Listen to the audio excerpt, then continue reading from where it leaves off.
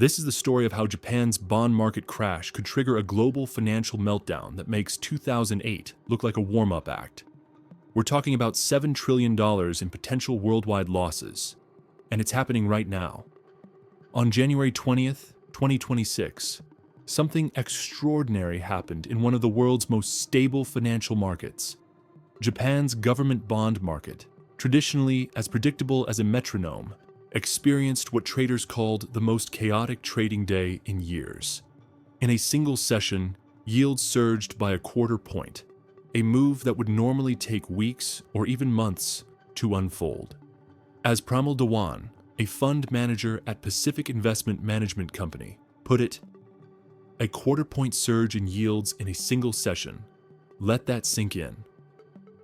To understand why this matters, you need to grasp the sheer scale we're dealing with. Japan's bond market is the world's third largest, and as of March 2025, the Japanese government's total debt reached an astronomical 1,324 trillion yen. That's 234.9% of the country's entire economic output. The United States, often criticized for fiscal excess, sits at roughly 120% debt to GDP by comparison. Japan's debt burden is so severe that former Prime Minister Shigeru Ishiba described it as worse than Greece. But Japan's debt crisis isn't just a domestic problem. It's the epicenter of a potential global, now financial earthquake, and the tremors are already being felt worldwide. Japanese institutions hold approximately $5 trillion in overseas assets, including $1.2 trillion in U.S. Treasury securities, more than any other foreign group of buyers. When Japan's bond market convulses, it doesn't just shake Tokyo, it rattles Wall Street, London, and every major financial center on Earth. The current crisis began brewing decades ago, but the immediate trigger was political. On January 20th, Prime Minister Sanae Takaichi announced a snap election for February 8th, accompanied by campaign promises that sent shockwaves through bond markets. Her pledge to break free from the spell of excessive fiscal austerity included specific commitments to reduce taxes on food and expand government spending. For investors already pricing in persistent inflation, this was like throwing gasoline on a smoldering fire. The timing couldn't have been worse. Japan had just emerged from 30 years of ultra-low interest rates, a monetary experiment that had profound global consequences. Since September 2016, the Bank of Japan had implemented an unorthodox yield curve control program, fixing the 10-year government bond yield at around 0% to combat persistent deflation that had plagued the country since the 1990s property bubble burst. This policy turned the Bank of Japan into what traders call the whale of the bond market. Through massive buying programs, the central bank accumulated more than half of all Japanese government bonds outstanding, an unprecedented level of market intervention that artificially suppressed borrowing costs for years. But by 2024, as inflation finally began to take hold after decades of deflation, this arrangement started to crack. The Bank of Japan's monetary policy reversal began in March 2024, when it ended negative interest rates for the first time since 2016. By July, rates rose to 0.25%, and then to 0.5% in January 2025. On December 19th, 2025, the central bank raised rates to 0.75%, the highest level since September 1995. Each hike sent ripples through financial markets worldwide, but the January 2026 bond crash was different in both scale and velocity. The numbers tell a stark story. The 10-year Japanese government bond yield climbed to 2.1% on December 22, 2025, the highest level since February 1999. The 30-year yield skyrocketed by 100 basis points from its April 2025 low to hit an all-time high of 3.2% in May. Most dramatically, the 40-year yield reached levels never seen since the security's inception, reflecting deep-seated concerns about Japan's fiscal sustainability. These weren't just abstract numbers on trading screens. Real institutions with real money were taking real losses. Unrealized losses at Japanese regional banks jumped by roughly $4 billion in just one quarter, reaching a record $21.3 billion by September 2025, a 260% increase since the Bank of Japan's first rate hike. Four of Japan's largest life insurers reported around $60 billion in unrealized losses on their domestic bond holdings, 4 times higher than the previous year. The life insurance sector, which holds approximately 13% of all outstanding Japanese government bonds, began retreating en masse. In the 3 months through March 2025, Japanese life insurers trimmed their bond holdings by 1.35 trillion yen, the third largest reduction on record and the steepest since 2017. When institutional investors of this size start selling, markets listen. But the real danger lies in what economists call contagion, the mechanism by which financial stress in one market spreads to others. Japan's crisis threatens to trigger what Albert Edwards of Societe Generale warned could be global financial market Armageddon if Japanese investors repatriate funds en masse, disrupting U.S. equities and treasuries. The contagion mechanism operates through 3 primary channels. First is the famous yen carry trade, a strategy that grew to an estimated $1.2 trillion in size over the past 3 decades. This involves borrowing funds at Japan's historically suppressed interest rates and investing the proceeds in higher-yielding assets worldwide. As Japanese rates rise, this trade becomes less attractive, forcing unwinding that can destabilize global markets. We got a preview of this dynamic in August 2024, when concerns about U.S. economic slowdown combined with yen's strength to trigger what became known as Black Monday in Japan.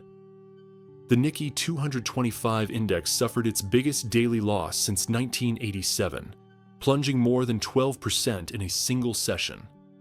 The crash was so severe it required intervention from global central banks to prevent systemic collapse. The second contagion channel involves Japanese institutional investors' massive foreign holdings. As domestic bond yields rise, these investors have less incentive to reach for yield in overseas markets. This reduces demand for foreign government bonds precisely when many countries need to refinance enormous debt loads. The United States alone needs to refinance $8 trillion in debt, while its total government debt has reached $38 trillion with an annual interest bill of $1 trillion. The third channel operates through what economists call term premium repricing. When one of the world's largest bond markets experiences violent volatility, it forces investors globally to reassess the true cost of long-term lending. If Japan, despite its massive debt load and history of fiscal profligacy, can maintain artificially low borrowing costs through central bank intervention, what happens when that intervention ends? The answer is what we're witnessing now, a brutal repricing that's spreading to bond markets worldwide. Financial markets are already responding to these dynamics. Following Japan's bond sell-off, yields on 30-year U.S. Treasuries rose to their highest level since September 2025. The 10-year U.S. Treasury yield surged nearly 6 basis points immediately after the Japanese crash, from climbing toward levels not seen since August. European government bond yields also rose in sympathy, reflecting global investors' reassessment of sovereign credit risk. The political response has been telling. Ken Griffin, head of the major hedge fund Citadel, called the Japanese bond sell-off an explicit warning to the United States. The bond vigilantes can come out and exact their price, he said. What happened in Japan is a very important message to the House and the Senate. You need to get our fiscal house in order. Even U.S. Treasury Secretary Scott Bessent expressed concern, telling Fox News that he anticipated his Japanese counterparts would begin saying the things that will calm the market down. The fact that America's top financial official felt compelled to comment on Japanese bond market developments speaks to the global significance of what's unfolding. some observers have drawn parallels to the Liz Truss moment of September to October 2022, when the UK bond market went into turmoil after the Truss government sought to fund major tax cuts by increasing debt. That crisis required Bank of England intervention and resulted in the rapid end of the Truss government. The question now being asked in financial circles is whether Japan is heading toward its own Liz Truss moment. The comparison isn't entirely fair, though. Japan's situation is both more complex and potentially more dangerous. Unlike the UK's relatively straightforward fiscal policy mistake, Japan's crisis represents the unwinding of a 3-decade monetary experiment that helped fuel global asset appreciation. The yen carry trade didn't just support Japanese markets. It provided cheap funding for risk-taking worldwide, from US stocks to emerging market bonds to real estate speculation. The Bank of Japan's balance sheet tells the story. Through September 2025, total assets had fallen by 61.2 trillion yen, or 8.1%, to 695 trillion yen, as the central bank accelerated what economists call quantitative tightening. But even after this reduction, the Bank of Japan still holds about 52% of all Japanese government bonds, an unprecedented level of market concentration that creates systemic risk. What makes this situation particularly dangerous is the speed at which it's unfolding. The Japanese government bond market, traditionally characterized by glacial movements where yields might shift by mere basis points over weeks, had experienced 9 separate trading days since March 2024, where losses exceeded 2 standard deviations from normal ranges. The January 2026 crash represented an order of magnitude beyond typical volatility. Market structure has fundamentally changed. Where once the Bank of Japan's massive presence provided stability through its yield curve control program, the central bank's gradual withdrawal has left a dangerous vacuum. Private investors, after years of being crowded out by central bank purchases, lack both the capacity and willingness to absorb the flood of bonds that must be refinanced in coming years. The numbers are staggering, with debt servicing costs already rising 10.8% to 31.3 trillion yen by March 2025. The first time this figure surpassed 30 trillion yen, Japan faces a vicious cycle where higher rates make the debt burden more expensive, requiring either higher taxes, spending cuts, or more borrowing. Given political promises of tax cuts and spending increases, more borrowing seems most likely, which will only worsen the fundamental problem. International investors are voting with their wallets. At a pivotal 20-year government bond auction in May 2025, demand was the weakest since 2012, with the bid-to-cover ratio plummeting to levels not seen since the auction's inception in 1987. As Yuki Fukumoto of NLY Research Institute explained, there is no clear funding source for the consumption tax cut, and markets expect it to be financed through government bond issuance. The bond market is effectively the canary in the coal mine. The global implications extend far beyond bond markets. Japanese financial institutions hold massive portfolios of international assets that could face forced selling if domestic losses mount. The unwinding of carry trades could trigger deleveraging cascades across asset classes.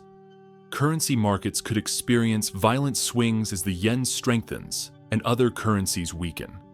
Most concerning, this crisis is unfolding at a time when global debt levels are already at historic highs. The International Monetary Fund has warned repeatedly about the buildup of public and private debt worldwide, creating vulnerabilities that could amplify any financial shock. Japan's bond crisis isn't happening in isolation. It's the first crack in a dam holding back decades of accumulated financial imbalances. As we watch this drama unfold, the central question isn't whether Japan's bond crisis will have global repercussions. It's how severe those repercussions will be. With Japanese voters having given Prime Minister Takaichi a two-thirds supermajority in February's election, her expansionary fiscal policies are likely to proceed, putting even more pressure on bond markets. The Bank of Japan faces an impossible choice between supporting bond prices and fighting inflation, while global investors reassess the safety of government debt worldwide. The end of Japan's zero-rate era marks more than a policy shift. It represents the conclusion of a 30-year experiment that helped shape the modern global economy. What comes next will determine whether the world can navigate this transition without the kind of financial chaos that defined previous crisis periods. The stakes couldn't be higher, and the clock is ticking.